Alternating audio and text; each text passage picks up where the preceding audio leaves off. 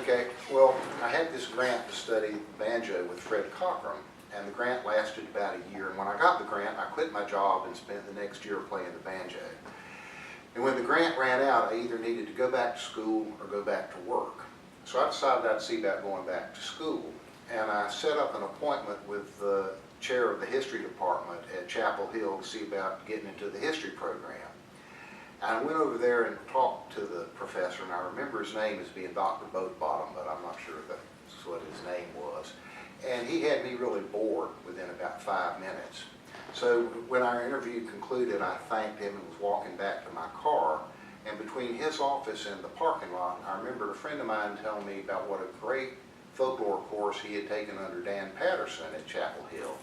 So I just said, And I went to the Greenlaw Hall where their offices were, and Dr. Patterson happened to be there. And he had me as excited about studying folklore as Dr. Boatbottom had me bored about studying history. And so I told him, well, maybe I can start next semester. And he said, well, William, we'll see about that, but I've got a phone call to make. Let me come back in about 5 minutes. So he went and made the phone call, and he came back in, and he said, well, William, I know you're interested in starting next semester, but how would you like to start now?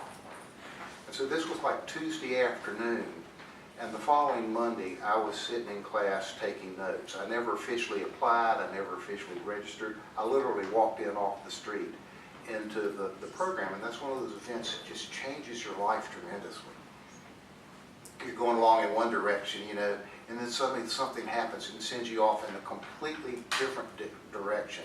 And that's what this did, and it changed my life. And I am really fortunate that it turned out like it did.